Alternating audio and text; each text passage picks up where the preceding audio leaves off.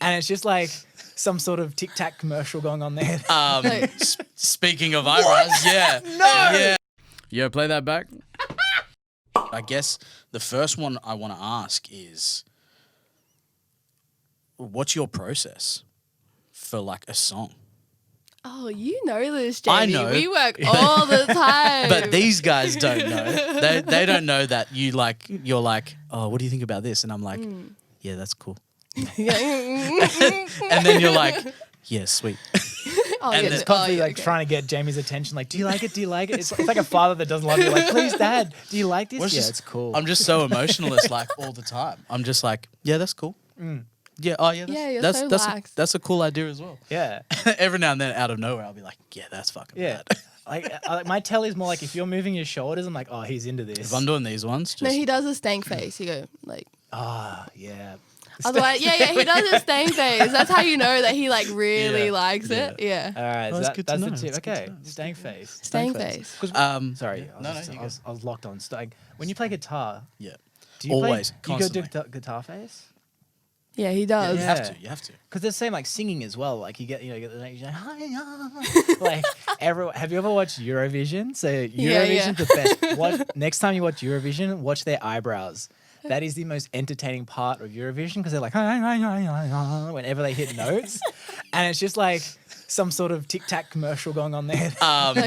Speaking of eyebrows, yeah, No! yeah. Oh my! Oh. Why are you not in Eurovision. commercials? I know.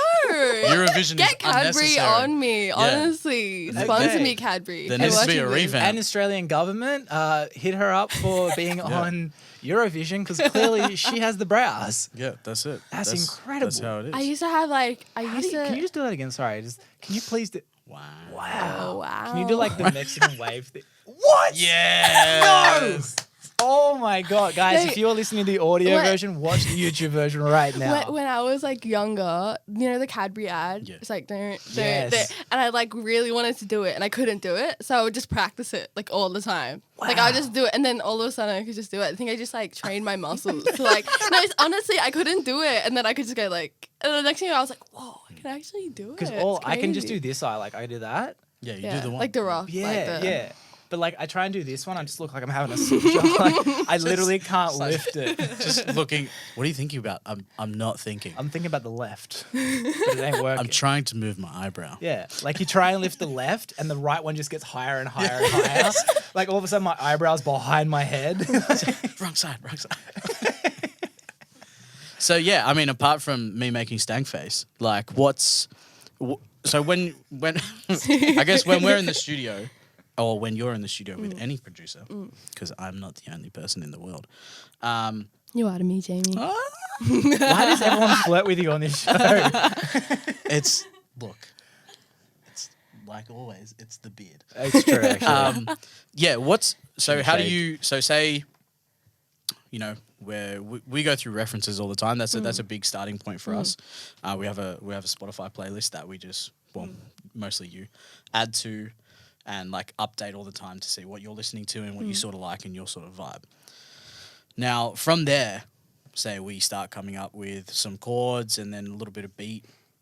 What goes through your mind when you're, I guess, writing? Like, what's your like? Do you go melody first? Do you go Yeah, verse I think first? I go melody first. But like I don't feel like I don't just sing like melodies without lyrics. Like they come together, if that makes sense. Like Yeah. my melodies come with like the phrasing. Yeah. So it doesn't like it's not specifically like a word. It could just be like a sound of a word. You know what I mean? like a vowel. Like a sound or vowel. something. Yeah, like a vowel. It won't come with like So you the sort of like full- ad lib in a way, just Yeah, I kind of just like I like have a melody in my head and then I'll like keep going till I have like just the sentence of that. Yeah. And then I usually track it. Yeah, but I feel like a lot of the time when we work together, I'll like take like so I try not to waste as much time in our sessions. Yeah. So I'll like write at home and I'll like have like a whole bunch of like songs that I've like written and then they have no like tracks or anything to it. And then I'll come into the studio and then like when we're working on something, like I could either like I'll rewrite things Yep. and then I'll take the notes that I have and be like, oh, this could actually sound sick on this. So it's just like it's just way more productive that way. 100%. Like coming 100%. prepared to the sessions. Yeah. For sure. Yeah. So that's how I feel like I work like that as well. Yeah. And then also like a lot of the time you just send me beats or like guitars and stuff, and then I'll write at home. Yeah. And do you find like, is there like do you have even with like the ad-libbing part, do you like sit down and sort of vibe, or is it like you have the beat playing in the background of, you know, you're driving and you're just like, you know, blah, blah, blah. Oh shit, that sort of sticks. Yeah, I feel Or like I shower. just, it's kind of just like freestyling on like the beat, especially like when we work, you usually play it and then I'll just be like freestyling, so whatever sticks, I just like write it down. Yeah. Cool. Yeah, that's how I work. I don't know. Yeah, It's more organic, I feel. yeah, as well. yeah. I reckon. Yeah, that's cool. Okay, I like that. That's nice to know. Fabulous. Do you have like any I mean, obviously a lot of some artists tend to gravitate towards certain topics. Do you find it's usually like something relevant for you at the time, or do you try and like deliberately hit a certain topic? Is there anything like that? I feel like I talk about things that I personally like am experiencing at that time. Yeah. Or like when I first started doing music, like especially I would try and write about like my identity, like where I'm from, you know, like what kind of person I am, because it kind of made me like helped me make sense of like the world and like who I am, if that makes sense. Yeah, for sure. Because I feel like I have a bunch of songs, especially ones that aren't out yet, and they kind of like make sense to like who I am. And then the more I'm writing now, I can see it's developing and changing, because it's like I'm constantly changing as a person. Yeah, so that's why I feel like I just write as like what I'm feeling then. But sometimes like you never know, like sometimes I have songs that I just like write which I'm not like connected to 100%, but it's just like you never know, like could have that and one day that might make sense, or even like I might write it and it might fit another artist, you know. Yeah, so I think I'm right. I usually write to like what I feel at the time. Yeah. And so you said you write for artists. Do you write for artists as well, do you? Well, I haven't pitched songs to artists, but I have a lot of songs that probably would fit other artists. That's cool. That's cool. I kind of just like to get ideas down, whether they're for me or not. Yeah. Like if I can write it, I'm like, this is good, but it won't fit my sound or like the direction I'm going, you know. Like so, I'll just like make it anyways. Like you know, like we just make songs, and then it's just like, oh, I probably will never put this out, but it'll probably fit this kind of artist or this. That sounds like a really smart option too, because you think of like Ed Sheeran, like probably the majority of his money he's made outside of his own stuff. Yeah. So that's pretty cool. That's probably a cool idea for you to diversify and keep you doing what you love, which is obviously music. Yeah. And I That's feel like smart, it's just like constantly like, you know, practicing your, like for me, Honing your craft. the one thing I'm actually like really good at is songwriting. Yeah. More than like playing instruments or anything. Like songwriting is my thing. So it's like, you know, there's always Why not like continue? why not just keep practicing it, you know? Yeah. No, that's mad. I was talking to cool. somebody else like about this sort of thing, and like it's really great at the moment to see so many artists taking on board this whole thing of having a catalog of stuff. And it's beautiful because it helps you in so many ways, because it hones your craft. You know, you get better at your skills, and you have basically a timeline showing how you've progressed, and like, you know, where you started from and where you ended up. And what you'll then start to see is like the you end up honing in on something, unless the reason is to experiment and diversify and try write to like completely different styles of tracks that you've never written to before. But like the one thing I feel like that is stopping a lot of people is they're just demos, or they're just a verse or just a chorus, and like they're not fully finished. And I think one of the most important things these days is to actually start finishing stuff. Like we're going through it at the moment. Like we've got so many tracks that like are almost there. Like almost finished. They're like just that little bit away, but it's like that second verse. that second verse, or, you know, just finishing off this vocal line, or just adding those backing vocals, or, you know, just finishing off the production, and then it's done. It's there.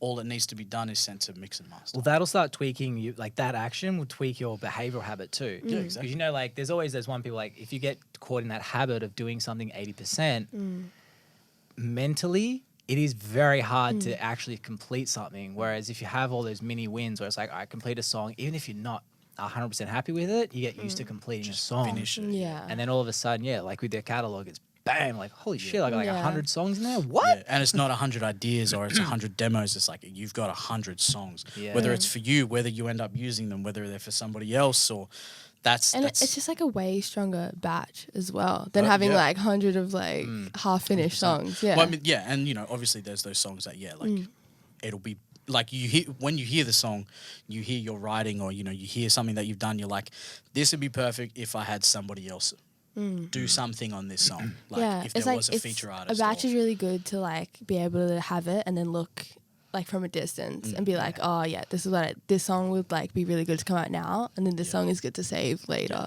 Yeah. Rather than just like baking a song and then putting it out, because I felt like when I started doing music, I didn't realize like having a batch was so important until I took on like new management and had like a new team. Like I would just make songs and be like, yeah, I'm gonna put this out next. Yeah. But then I didn't realize, like having a batch is so important. Yeah. Yeah. Well, you think of someone like Prince. Like when Prince passed away, huge legal value, legal battle. Yeah. I shouldn't do rap. And he had 2,000 songs unreleased. 2,000. That would be me when I die. Come on, let's reach for the stars. 3,000. But when you think like that is a lot of songs. Like So what? many songs. Like, what? That's Think about releasing average of 3 minutes. Well, he could release a song for every day for like 6 years straight. Insane. Insanity. Like, Insanity. but I want to know how he wrote those. But anyway, that's cool. He wrote a song every single day for 6 years. Yeah. That's how he did it. That's hectic. But again, like if you need, it's like, hey, we need to release a Prince album, even though he's passed away. Like you could literally go, all right, cool, let's look at this, bang, and then monetizing Yeah, because that. also it's like you could make 50 songs, like 4 or 5 of them are going to be like absolute bangers, you know what I mean? Yeah. Where it's like if you just make 3 songs, you're just going to like be like, None of them could be bangers. yeah, your perspective is going to be different on them, you know? 100%. Yeah, because I feel like, Definitely. and the more music you make, the more better you get. Yeah. Yeah, definitely. And you would start at like a bit like how marketers work, like funnel. So you have like a lot of, say, 50 half good one or 50 half done songs, and then you can go through them and be like, all right, sweet, 30 of these work. Cut off that, then you go funnel down, do another 40% of the next, like those ones. Then you're like, all right, cool, now 10's working. So that's a cool technique too. Yeah. So you got a lot of the batch. Yeah, definitely. One thing I was going to ask is, because you yourself have a batch, we've been working on a batch for a while now. This word's starting to creep me out now. Batch. Just building up that batch. Do you find when you go look through your list, see, changed it. Yeah. When you look through your catalog, your list of songs that you've got, do you find that that you sort of focused in on a certain, like you found your sound, I guess? Like, Yeah, or I is reckon. it more like, do you think it's more for the moment, that sound? I think like, How do you feel about well, for my sound, I feel like it's always going to be changing. I feel like now I have my sound for now. it? Yeah. But I feel like I put a project out and then, you always got to keep changing your sound to keep for it sure. interesting for people. Yeah, 100%. Yeah, so And it's for just yourself. like, you can't just keep doing the same kind of songs like forever. It's kind of interesting to grow, keep, changing. But yeah, I feel like we like have a sound, especially for my stuff. But like to find that sound, it took me making the whole batch Yeah. to realize that. Well, yeah, 100%. Because even before the batch that I have now, like I have a certain batch, which is like I'll probably put all of these songs out eventually. But I have an even bigger batch Yeah. where like, I don't know, like 50% of those songs I just like, Yeah. they just scrapped. Yeah. Like I'll give them to somebody else, they just don't fit me. Yeah, 100%. But it took me making all of those really bad songs to realize that, this is the direction I wanted to go. I had to try everything out before. 100%. For sure, for Before I was like, like I never just was like, I'm going to do this. Like I had to try everything first. Yeah. Hey guys, what's up? Thank you so much for watching Fresh and Zesty. Please make sure to subscribe because every subscribe is a new hair I grow on my beard. So please, I need them all.